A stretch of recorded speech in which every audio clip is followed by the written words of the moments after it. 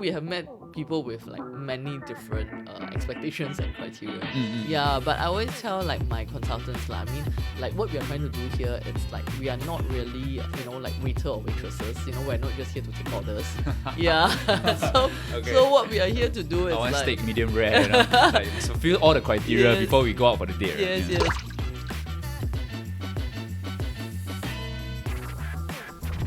So we have Chief Cupid in the house.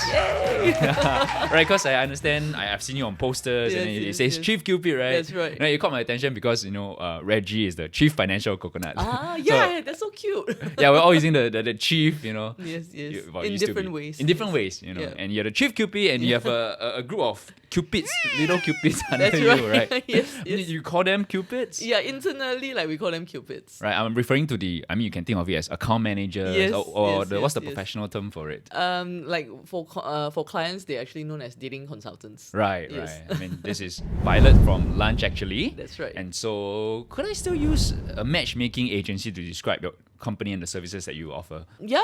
Matchmaking is a correct term to describe what we do. Yeah. I mean, but right now there's so many different ways of doing it, right? And especially during COVID, you all have different ways of matching up people or helping them to meet up, right? Of course, it's over Zoom or what have you, right?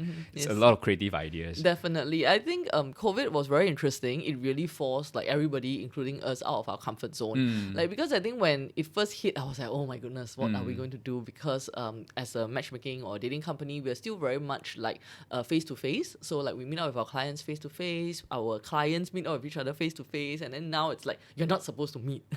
Like, what are we going to do about it? But I think thankfully, like our Cupids, they are really very agile. Like we managed to pivot very quickly, and then we move on to virtual. So we started doing like Zoom consultations, like if we need to coach them, we do like Zoom coaching as well. And then of course for our clients, that's the next frontier. Like how are we going to let them meet up with each other?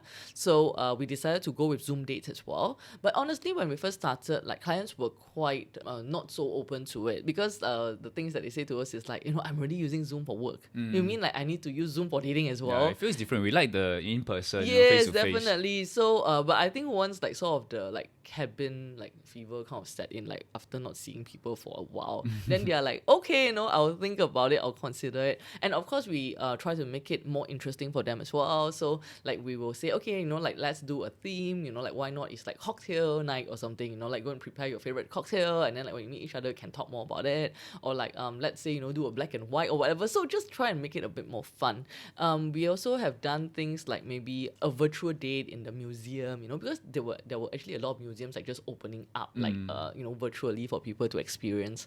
And the virtual dates were very interesting, like ultimately. So I think one of the things that happened was that some people ended up like meeting the parents very early on because it's like clearly everybody's kind of at home, right? So we had this. You mean the dad walks across? Yeah, Son, are you talking to this girl? Yeah, that could be one of it. But the one that we actually heard the story was that, so this lady say, we had to cut short the date, and then we're like, what happened? So apparently like they were talking, and then eventually then the lady keep hearing the guy's mom like outside the door keep knocking. Hey, boy, eat dinner already. Yes, correct. So then after a while she also feel a bit paiseh lah, like feel a bit embarrassed about it. Then had to cut short the date. So we thought like that was quite funny. Another story was also very sweet. Like they actually ended up watching sunset together. Yeah, because like you're at home and then like probably like the window or something, right? So I think dates, we still feel that face to face is still the best. But I guess during COVID, like we just adjusted, and that was one of the things that we did. And out of some of these virtual dates, like eventually when they can meet up in person, they did, and then they end up being a couple. So we're back to the norm right now. We're doing more face-to-face dates, of course. Yes. How long has lunch actually been around? Oh, wow. We have been around for 18 years. And then I always tell people, I started a business at 12. Okay, but anyways. I thought it was 6. Oh, thank you. Okay, that's too young to start a business. That's ridiculous, but yeah. Right, so years of experience and about men and women and how they are in love, relationships, romance. We'll talk about all of this, of course. We'll come from a financial point of view sometimes, because this is financial coconut. But of course, if you have interesting stories to share, feel free to jump in with that, right? Yes. Right, so let me ask you this. So, who should pay for the first date? Wow. Actually, this is quite straightforward. I think for us, when we arrange the date, we usually tell them that, feel free to go Dutch. Right. But I think there is an expectation for the guy to pay for the first date. And we also always tell the guy, like, please, if it was a good date, like, just pay for the first date. Because honestly, when we arrange the date, we are also not arranging like Michelin restaurants or something. Yeah, because it is a blind date. It's the first time that you meet. But I think, like, it makes a much better impression, like, for the guy to, like, at least offer to pay. Because I think girls nowadays, they are also, like, very independent. And then they are like, like, I can look after myself. I can pay for myself. But I think at least that gesture of, like, offering, like, the girl can say yes, she can pay half, or she can turn it down. That's all good. But I think offering to pay for the first date on the guy's part is important. Yeah, that seems to be the case among my female friends. Yes. And right now, you go on YouTube, right? You see some like street interviews. Yes. Right? Okay, what do you expect the guys to do on the first date? Yes. And yeah, I hear answers like that. Like, okay, I can pay. Like, let's say I'm a female, and then I say I can pay, but it'll be nice if the guy offers to pay. Definitely. After the nice does this gesture, and then I will offer to pay half, right? As the female, as the girl in agree. the dinner date and all that. And I think on that note, it's important that the girl don't just like sit there and like wait for you to take out your credit card. yes. So I think like when the guy offers, I think it's nice for the girl to like also either offer to pay half or like say that, oh, thank you for dinner, lunch or whatever, but the next time let me take it, or like if you're going for like tea or coffee later, to say, okay, let me buy you like a coffee later. Right. So I think that's nice, because we also do not want people to have the feeling that like we are like kind of like leeching off them or something. I'm here for a free meal. Yes, exactly. Especially when you do not know each other very well. And on that note, there was actually an interesting story. Right. So there was this date, like the lady was very upset after it, and then she gave us the feedback. She said, oh, it was so bad. Like he was not a gentleman. Like after the date, he actually walked me to the ATM, like to get my share of the money to pay him back. I mean, these days, those days don't have Pay Now and PayLah yet, right? Okay. So they were like, oh, okay. Like we were quite surprised, because for this guy, like he has been on other dates arranged by us previously, and then we know that he paid for every single date. Yeah, so it's not his problem. I mean, based on his history. Yes, based on the history. So we were like, oh, what really happened here? So like after each date, we always do feedback, right? So then we also call the guy and find out from him what happened. His like concern, or like why he behaved in such a manner, was that he really felt that the girl was just there for a free meal, because it's like she's just kind of like, oh, like I don't have any money in my wallet, or like I've run out, that sort of thing. And I think that just gave him a very bad feeling, and then ultimately he's just like, okay, let's go to ATM and get some money then. Which I mean, clearly that's not a good thing to do on first date.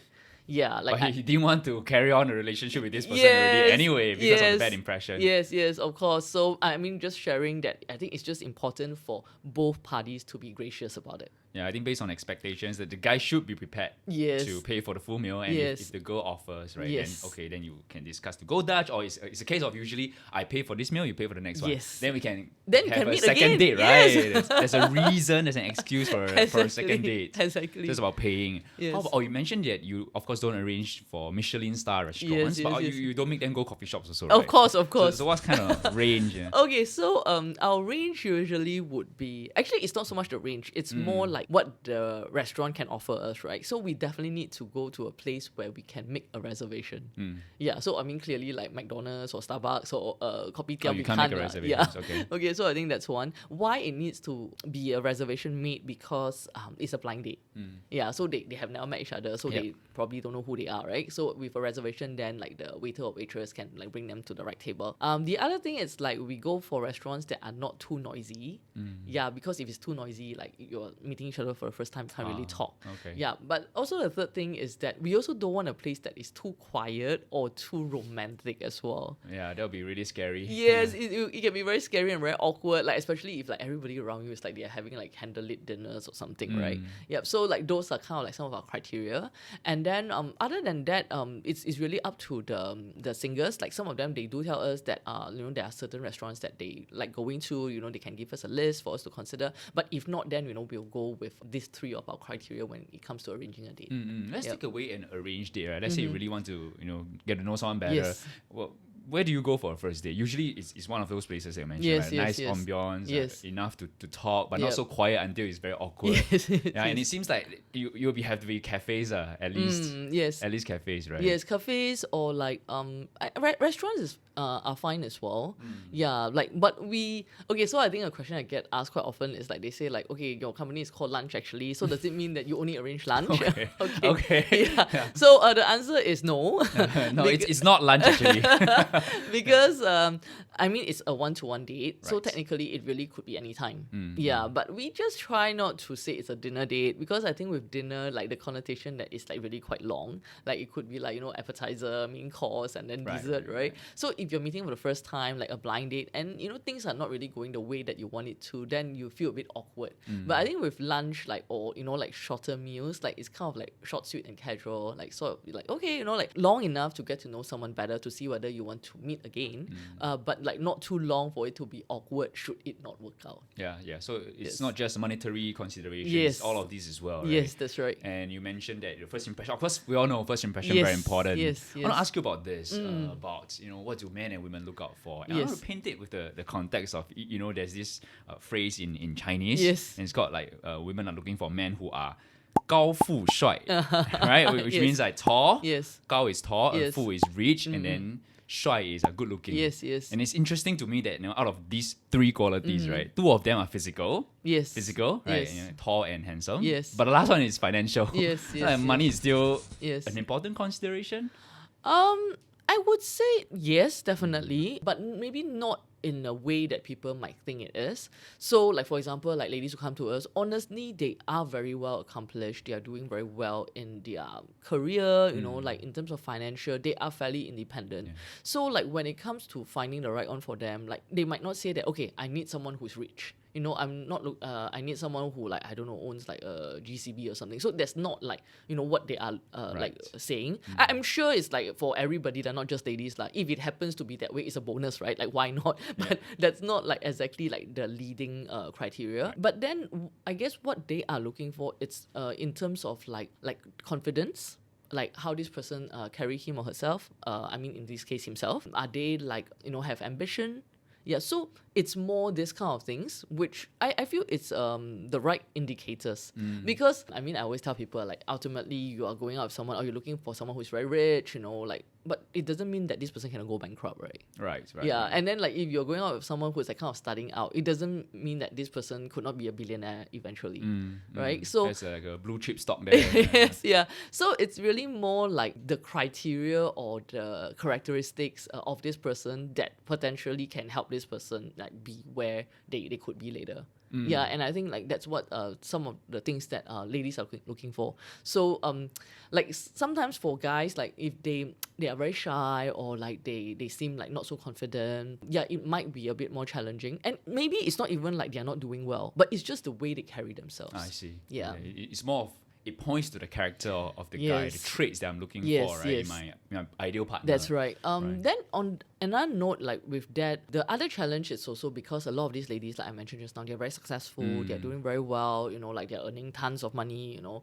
So I think when they're looking for their ideal partner, they're also looking for someone on the same level. Again, not because like it's like, oh, you know, because I want someone who's rich. But it's more like because they have attained a certain lifestyle as well. I guess they are very comfortable and like they do not really want to lower their lifestyle. Yeah, so we understand that.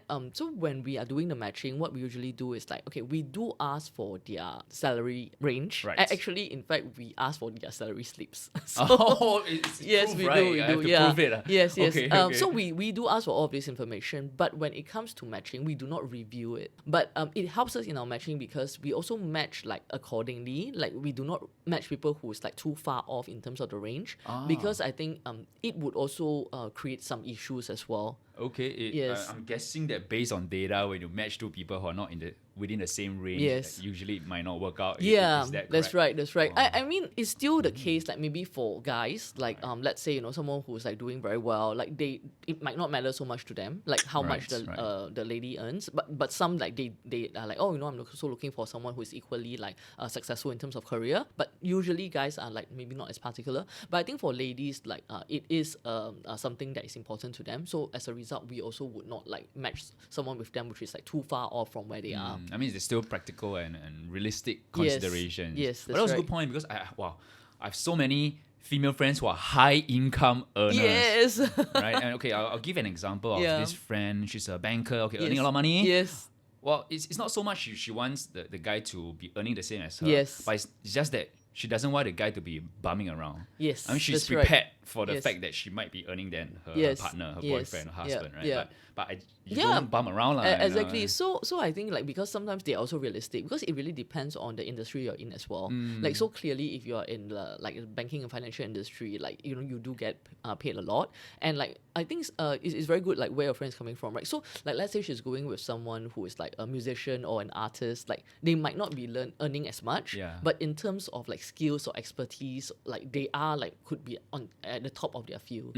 Yeah. So I think that's what your friend is like trying to say as well, right? Like That's so right, they're that's looking right. for someone who is like working, you know, they are, you know, like interested in like pursuing their career, they are doing well, but okay, you know, like maybe because of their industry they might not be earning as much as I am, but that's okay. As long as they're not like bumming around and Right. On that note, you know, like I also know of this girl, like she's a PhD holder. Yeah, so like clearly like very intelligent, like doing very well. At one point she actually started not saying that she has a PhD.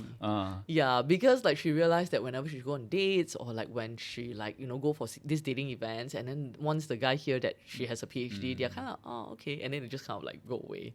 Yeah, so like she feel that, okay, having a PhD seems to be a detriment. Yeah. Because I think people like might have just certain ideas of like who they are.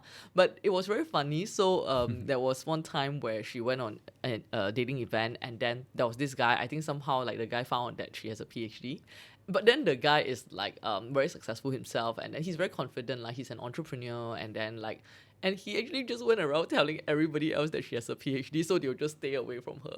Okay. So that's another. But of course, he's established, you know, in his own field, right? Yes, like he's yes. mentioned So entrepreneur. ultimately they did end up together. Oh, But okay. yeah, but you're right. Like sometimes it seems as if like, you know, this is actually something very good. You know, like I've done so well for myself. But how is it like when it comes to dating? Like it could become a detriment. But I think to that friend of yours, just, you know, like sharing this story to encourage her, right? Like you will find someone who actually will appreciate that about you, and in fact, you know, they are very happy for you. Yeah. She's learning to own it. Yes, I mean, because own it. Yeah, Exactly. own it, right? It feels like you're hiding yourself. You're making yourself smaller than who you really Yes. are. But now, Yep. so she doesn't talk about income last time. Now she's learning to own it right now. Awesome. Yeah.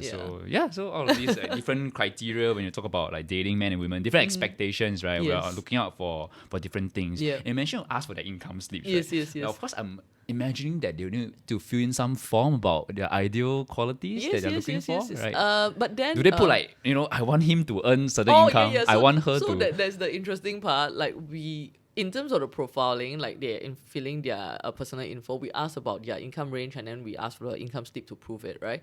But when it comes to the criteria, we don't ask them like what. Oh. Yeah, we don't ask them like what range are you looking for. No, I want this height. the height, yes, Yeah, and all yeah, this- but okay, not okay. the financial. Not the financial. Yes, because I Oh. think like I say, you know, we already tell them upfront, honestly, we wouldn't be matching too far off lah. Because like if we know like we are matching like so far off, it's not going to work as well. But at the same time, like we do not want people to kind of like just focus very much on like the financial number. Right. And also honestly, like I think as a guy or a girl, right, especially if you're a high earner, and you know that you're being matched with this person because they are looking for someone who's earning like that income when they are not, you also won't feel very comfortable with meeting this person.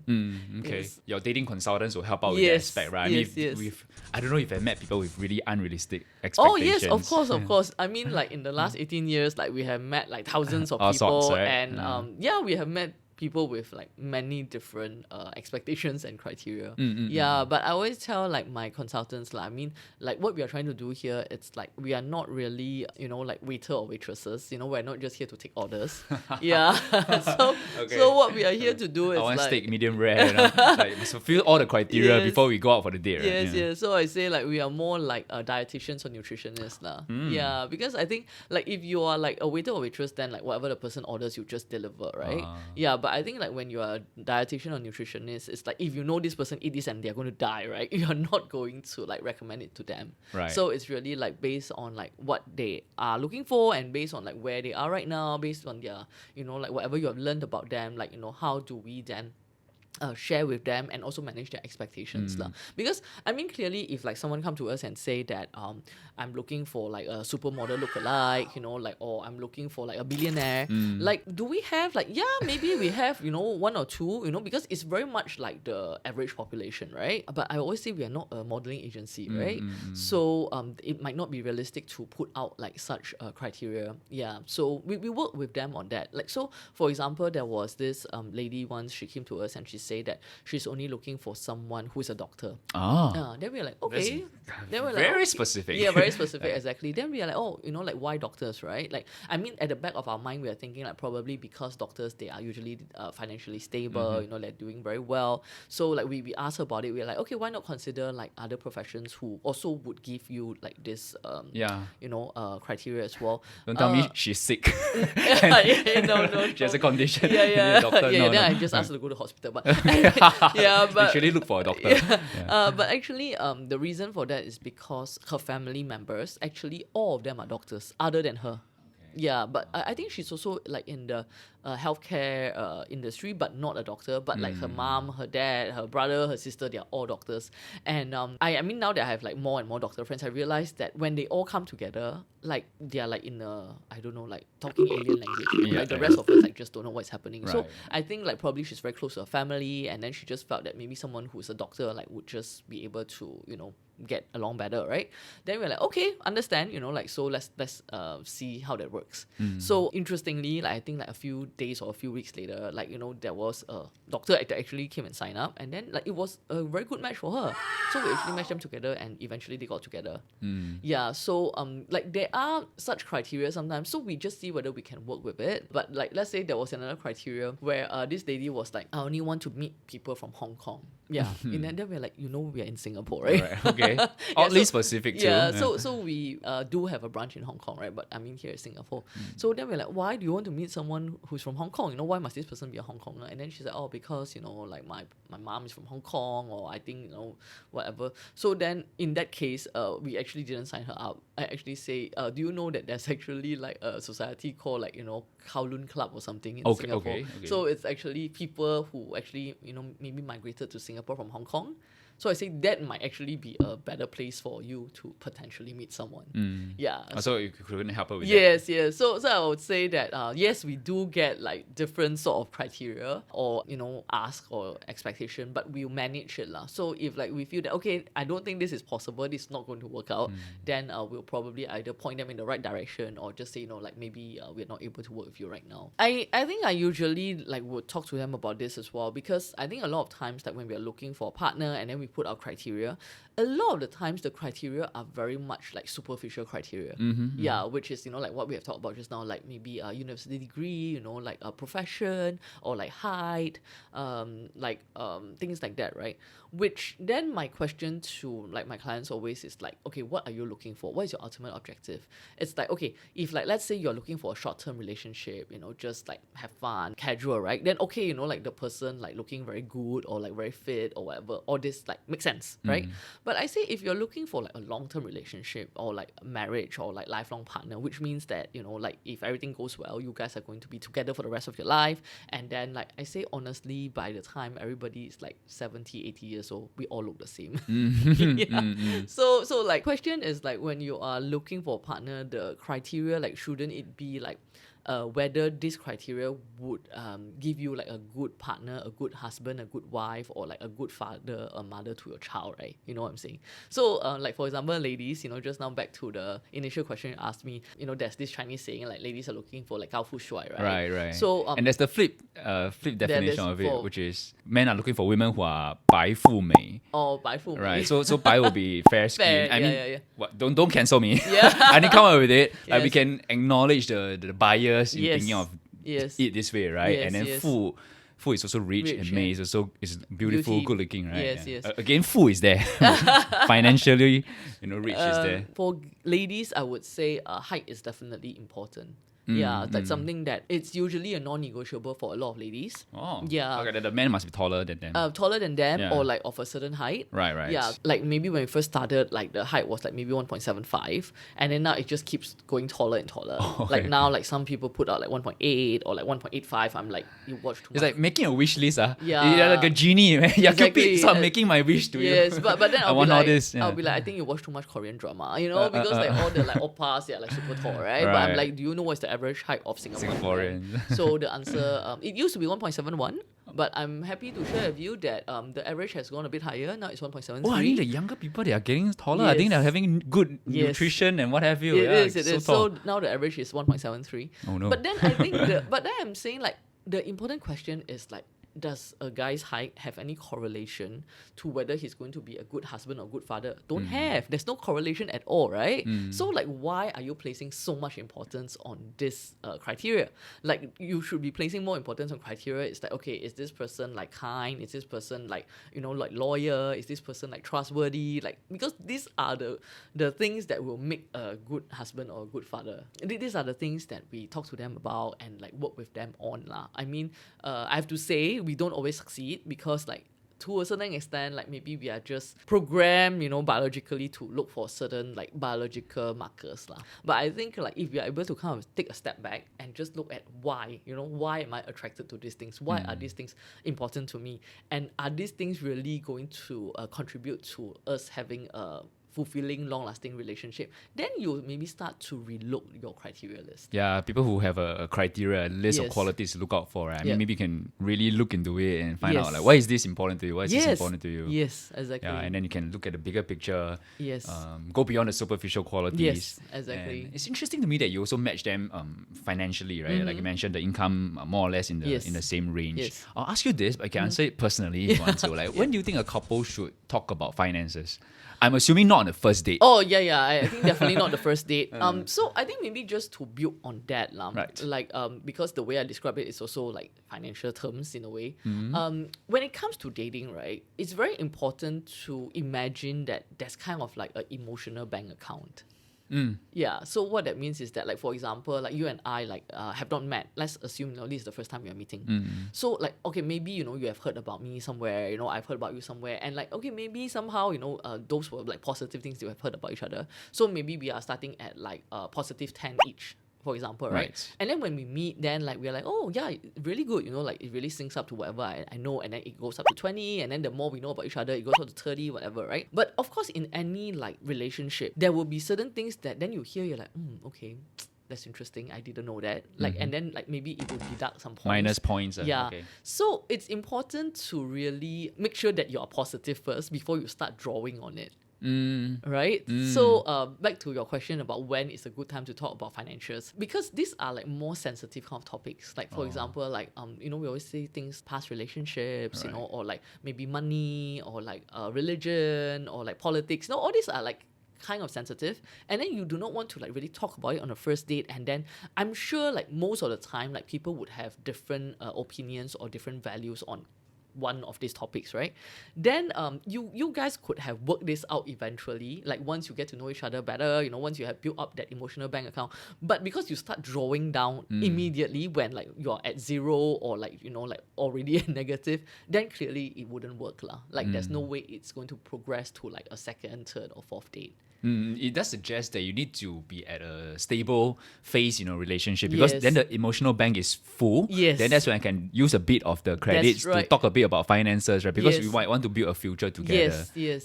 But So, it's still important to talk yeah, about. it's definitely important to talk about. I would say that finance, I'm sure you know, like it's one of the biggest reason why people get divorced. Yeah, the statistics that shows yes. that. Yeah. So I think the problem with that is also once you get married, of course, like there's like reality to face as well, right? Or I think sometimes even people preparing for marriage, that's also where a lot of money matters come in, because like preparing for the wedding, you know, like who pays what, that's also, I think, have heard quite a number of people who like just, you know, break up at that point. Yep. So I think it's important to talk about like money, like once you have sort of like built up that emotional bank account, you're comfortable with each other, and then share a bit more, because how people handle money, it's very different. Like, I mean, just my personal story. For me, my family, it's where like my parents, they just pool like all their money together. Like whatever they earn, like they just pull it together, and then they use together from the same pool.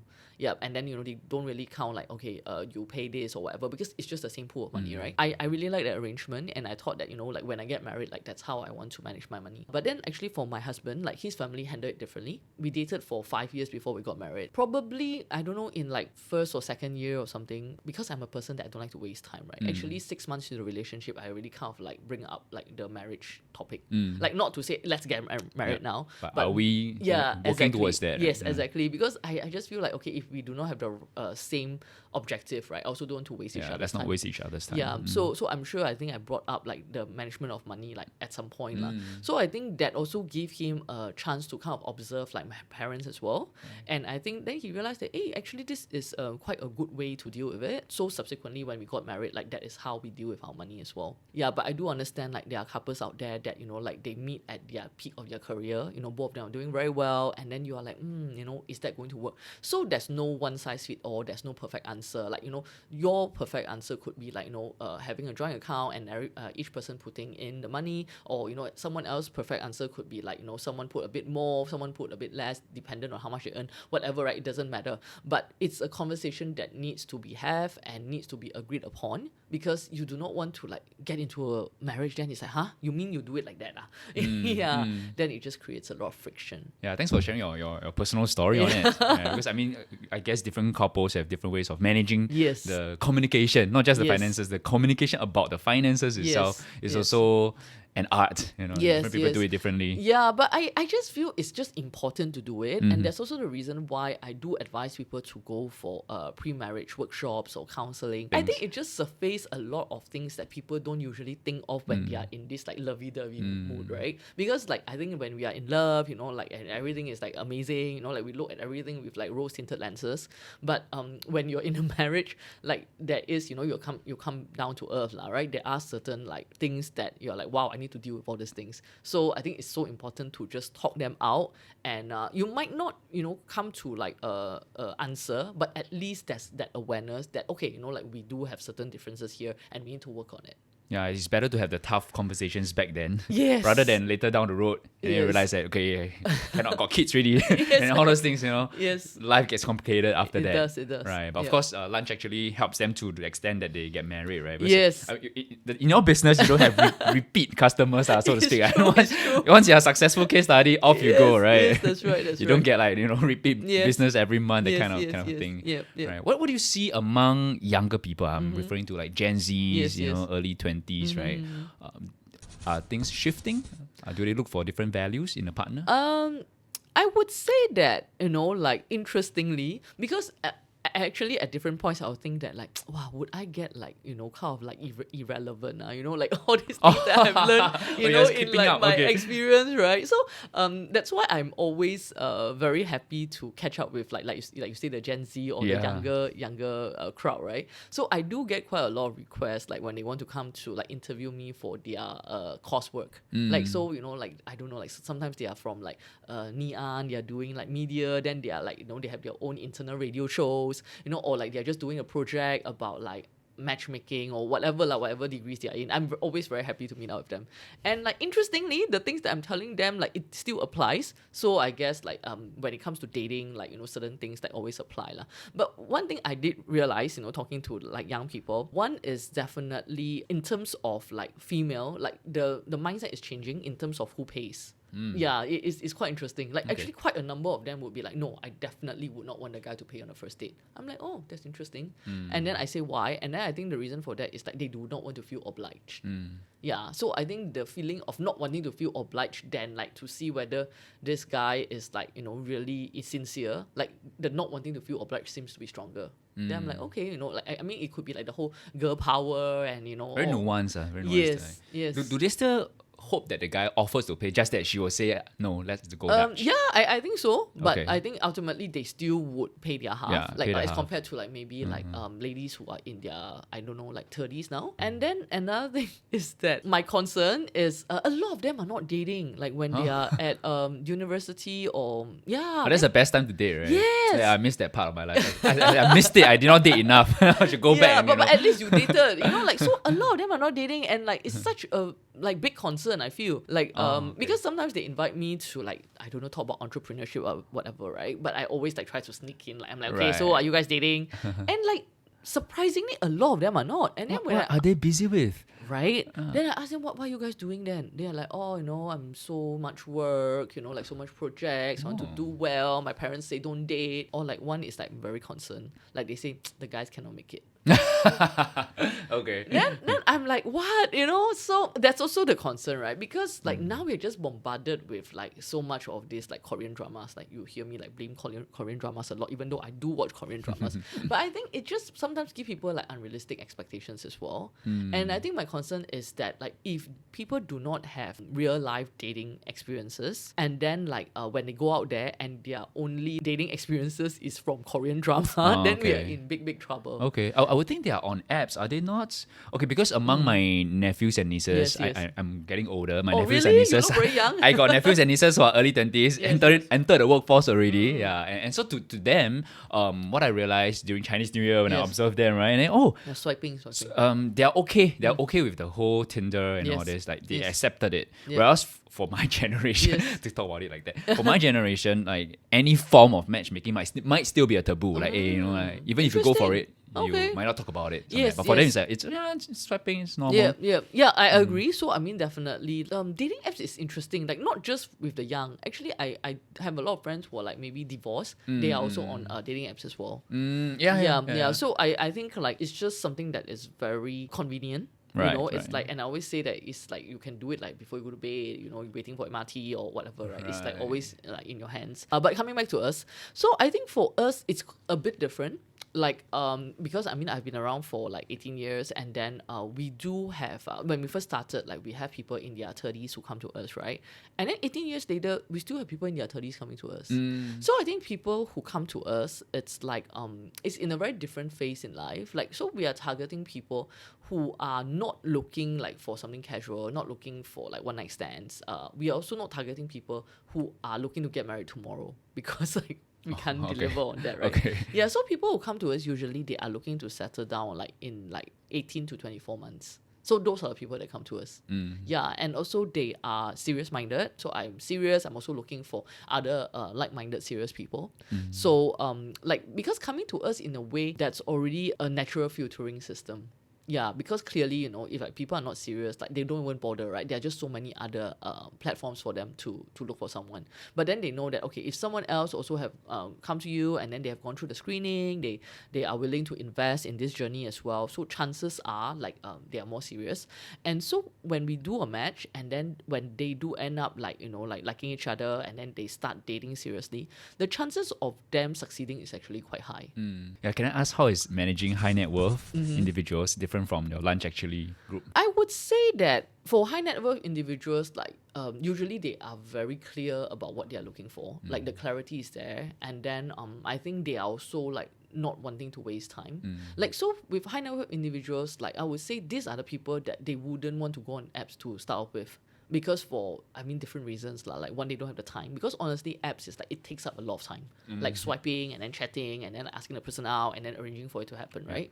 The other thing is probably also like privacy issues. They might be someone who's very recognizable or like something like that. Or like third, maybe it's not true, but they are just worried like, are people just looking for your money or something, right? Yeah, so I think that's the reason why they come to us. So when we work with them, I think discretion is very important. For our peerage service, we actually work in a way, it's kind of like headhunting for love.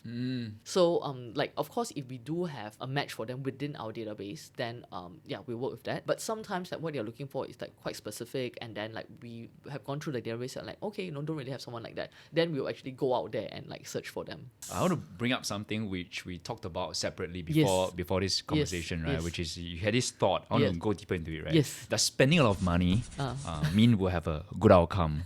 And I thought that was quite interesting to talk about. If only if it's that easy, right? I just throw money at it. Whatever problem, I just throw money at it. Yeah, I think the answer is probably no lah. Yeah, I think definitely, when it comes to dating, I think someone have done like an article on this, Right. like how much money does dating need, because like going on dates, like going to watch movie, and then subsequently like the proposal, like maybe, How big is the diamond ring? yeah, how and big all is the that? diamond Yeah. ring? How big is and the then wedding? Yeah. How big is the wedding? And then like, how big is the house that you buy and things like that, right? I would say there seems to be like no very clear correlation on like how much money you spend would be like how positive the outcome is. So I mean, back to my personal story, is that when my husband proposed to me, I think we are the type like we like a bit of the surprises. Like, so I didn't choose my own ring. Okay, Like, so, okay. like he chose the ring and then like he proposed, right? Honestly, I would say the diamond that he got me is definitely very small compared to like what my friends were getting lah. Like, and then so it's very funny. It's like when my friends saw my ring, like they're kind of like don't know how to react.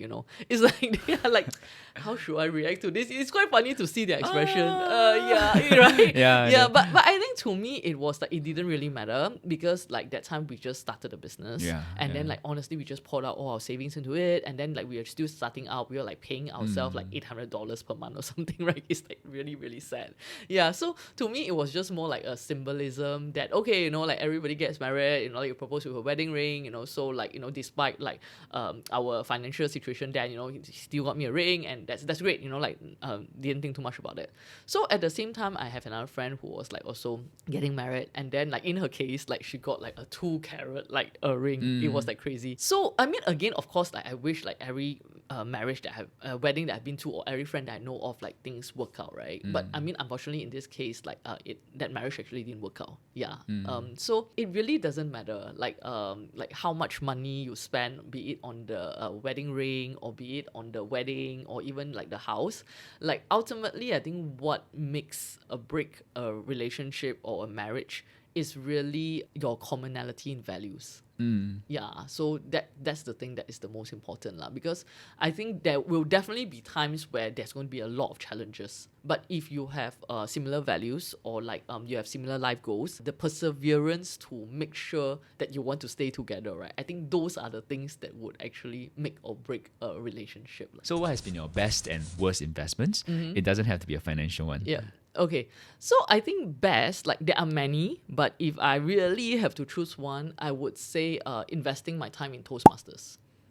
Public speaking. Public speaking, yeah. So when I was studying my masters in London, like that time, like my then boyfriend, now husband Jamie, like he was already back in Singapore, and then he joined Toastmasters, and then he was like, oh, this is really interesting, you should check it out. So I did, and then I joined a local club in London, and it's not a student club, so it's like a public club, so I really meet people from all walks of life. And I think that's really something that has helped me tremendously, and it's a skill set that I carry with me like forever. Like because people have said to me like, oh wow, Violet, you seem so natural, like when you talk on the stage, you are not nervous, you talk so well and things like that. And I'm like, it's actually all practice. And like it's really Toastmasters because it's something that you can like speak in front of a crowd that's like super supportive, and then you get like evaluated after that. You keep improving, and then you keep practicing. So I highly recommend it. Right, it helps you to present yourself better, Yes. and it helps you on your media interviews too. Yeah. So on that part of it, like I'm not sure how familiar everybody is with Toastmasters. So there's one part that's called table topics. So table topics, basically, it's like you just go up there, and then the person who's doing table topics will give you a piece of paper or something. Impromptu. And impromptu, yeah, exactly. And immediately you're just supposed to talk for like 2 to 3 minutes on it. And like when I first started, I was like, oh my goodness, how does this even work?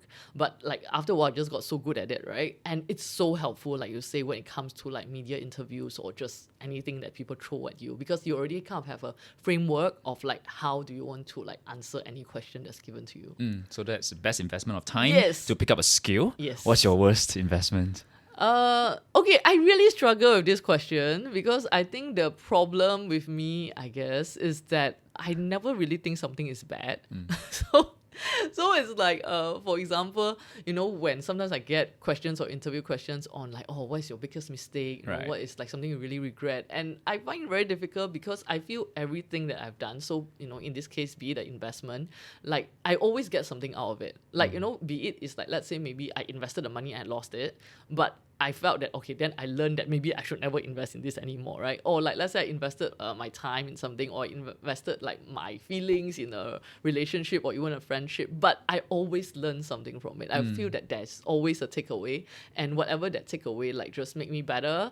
And as a result, then I just don't think about it as a worse or bad thing anymore. You've been in business for a long time. Yeah. And I mean, many people look to you for business advice as well, right? So is there a part of a life where business did not work out and you learn something from it? Yeah. Definitely, yeah. I mean, so many. But I think I have very selective memory as well.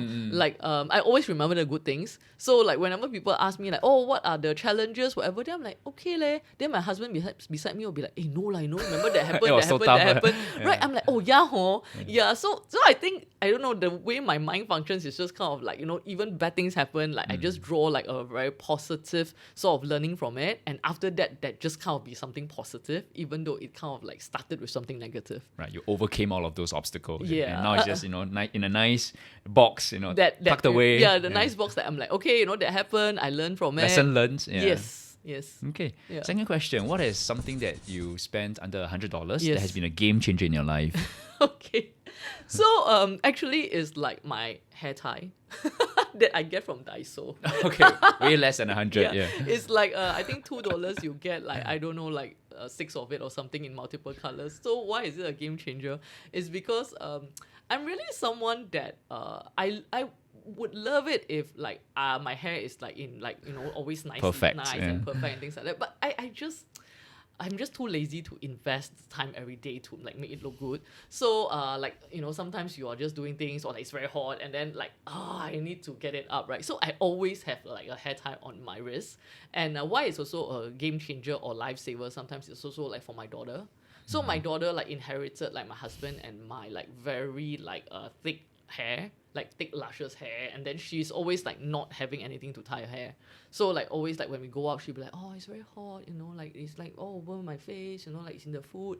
So I'm like, okay, take my thing, Mike. Yeah, so mom has one. Yeah, so that's why I'm constantly like buying like these $2 hair ties from Daiso.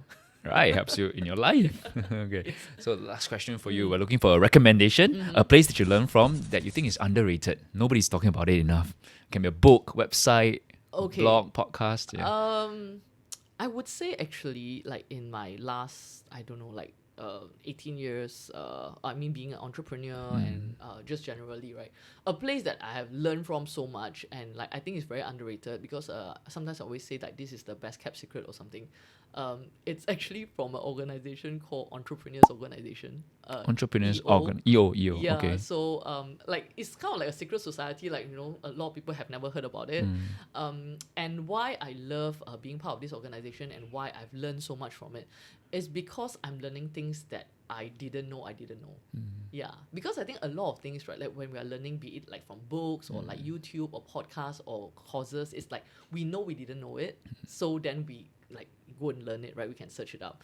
But at EO, we actually have something called like forums, like where like we meet every month and then we are like sharing our challenges, and then I'll be listening to someone else sharing, and I'll be like, oh wow, I didn't know that would actually happen. Like then I like, okay, maybe that might happen to me in 5 years time or 10 years time. Okay, now I better like learn from this and see what should I do to make sure this doesn't happen to me, for example. Yeah, so I think that's invaluable because like it's something that you didn't even know you didn't know, right? Yeah, it's like if you read a book, you are expecting something from it. It's very Yes. targeted, right? Yes. Whereas you go for every EO meeting, you Yes. don't know what to expect, and then Yes. it surprises you. Yes, it does. Yeah. Okay, all right, Yeah. thank you. Thank you.